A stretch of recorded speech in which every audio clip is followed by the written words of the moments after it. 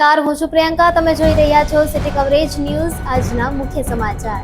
જૂનાગઢમાં ગાંધી ચોકની દરગાહ ડિમોલિશન મામલે જૂનાગઢ મનપાના તત્કાલીન કમિશનર ડોક્ટર ઓમ પ્રકાશ અને એસટીપીઓ વિવેક કિરણ પારેખને કોર્ટની અવમાન નોટિસ જારી કરી. જૂનાગઢ મ્યુનિસિપલ કોર્પોરેશનના તત્કાલીન કમિશનર અને એસટીપીઓને 300 વર્ષ જૂની દરગાહ તોડી પાડવા મામલે ગુજરાત હાઈકોર્ટે તત્કાલીન municipal corporation doctor Om Prakash અને સિનિયર ટાઉન પ્લાનર વિવેક કિરણ પારેખને તિરસ્કાર નોટિસ જારી કરી છે. એક મૌખિક આદેશમાં ન્યાયાધીશ એએસ સુપેહિયા અને ન્યાયાધીશ આરટી વાછાણીની ડિવિઝન બેન્ચે આ નોટિસ જારી કરી છે.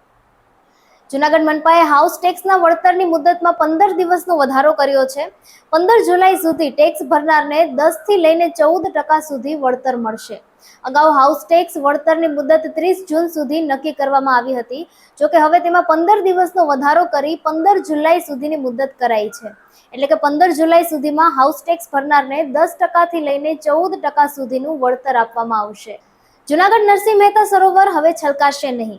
મ્યુનિસિપલ કોર્પોરેશનના વર્લ્ડ બેસ્ટ ઇજનેરશ્રી દ્વારા અદ્ભુત ટેકનોલોજી દ્વારા તળાવ ના છલકાય તે માટે તળાવના તળિયે ફિટ કર્યા છે વાલ્વ. આજે સવારથી જ આ સરોવરના તળિયે નાખેલ વાલ્વ ખોલી નાખતા હવે તળાવ છલકાશે નહીં અને ભરાશે પણ નહીં. જૂનાગઢ ટ્રાફિક શાખાના પીઆઈ નિવૃત્ત થતા વિદાય સમારોહ યોજાયો. જૂનાગઢ ટ્રાફિક શાખામાં પીઆઈ તરીકે ફરજ બજાવી નિવૃત્ત થતા બીબી કોડીનો વિદાય સમારોહ યોજાયો હતો. તમામ પોલીસ સ્ટાફ અને અધિકારીઓની ઉપસ્થિતિમાં પુષ્પવૃષ્ટિ કરી, શાલ ઓઢાડી અને સન્માનિત કરીને વિદાય આપવામાં આવી હતી.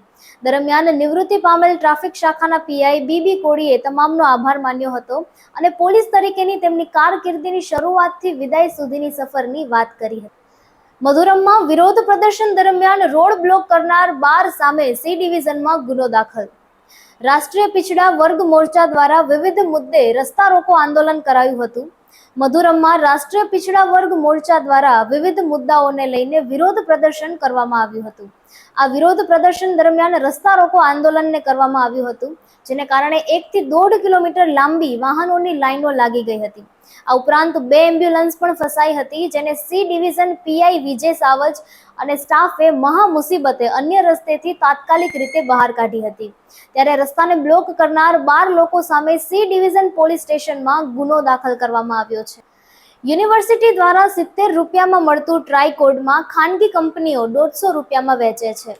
મગફળીમાં ફૂગનાશકનું કામ કરનાર ટ્રાયકોડમાંનું જૂનાગઢ કૃષિ યુનિવર્સિટીમાં ફરી ઉત્પાદન શરૂ કરવા માટે માંગ ઉઠી છે.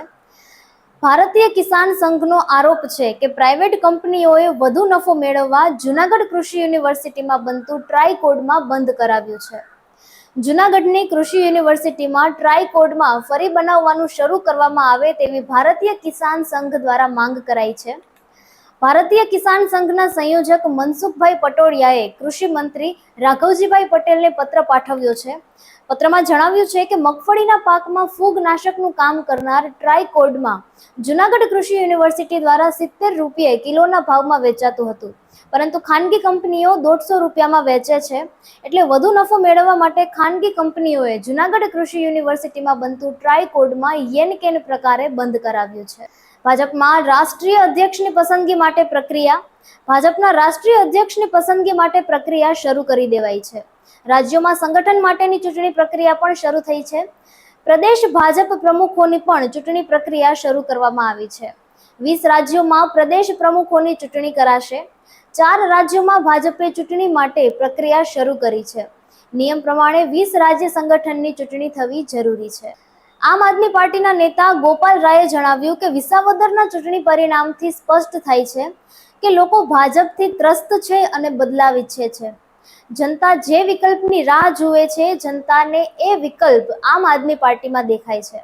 વિસાવદરમાં આખી ભાજપ સામે સર્વ સમાજે એક થઈને સંદેશ આપ્યો છે કે જો બધા એક થાય તો ભાજપને હરાવી શકાય છે. वहां के जनता के सहयोग से, आशीर्वाद से, समर्थन से विसावदर में पिछले बार से 3 गुना ज्यादा मतों से आम आदमी पार्टी ने जीत हासिल करके न सिर्फ पार्टी के कार्यकर्ताओं के लिए बल्कि पूरे प्रदेश के लोगों में एक संदेश दिया है कि गुजरात के अंदर बदलाव हो सकता है.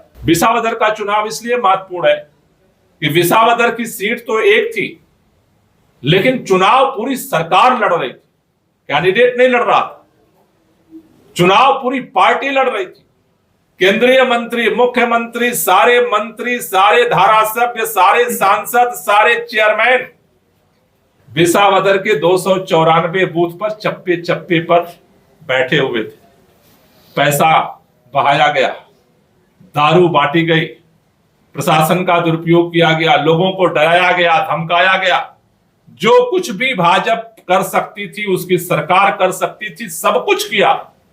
फिर भी विसावदर के लोगों ने निर्भय होकर के ये संदेश दिया कि भाजपा की नीतियां, भाजपा की जो नियत है, उससे गुजरात के लोग अब मुक्ति चाहते हैं, भय मुक्त गुजरात चाहते हैं, खुशहाल गुजरात चाहते हैं। इस भय के आतंक से लोग बाहर निकलना चाहते हैं और ये संदेश दिया कि अगर सभी समाज के लोग एक साथ इकट्ठा हो जाएं तो भाजपा को हराया जा सकता है, पूरे सत्ता तंत्र को हराया जा सकता है। इसका संदेश विसावदर के लोगों ने दिया है और पूरे गुजरात में मैं देख रहा हूं कि एक सकारात्मक ऊर्जा, एक सकारात्मक संदेश लोगों के बीच में गया है कि अगर पूरा गुजरात इकट्ठा हो जाए तो भाजपा का परिवर्तन हो सकता है। સિટી કવરેજ ન્યૂઝના ડેઈલી અપડેટ માટે અમારી ચેનલને લાઇક કરો, શેર કરો અને સબસ્ક્રાઇબ કરો. આવતીકાલે મળીશું ફરી નવા સમાચારો સાથે. City coverage news Junagadh.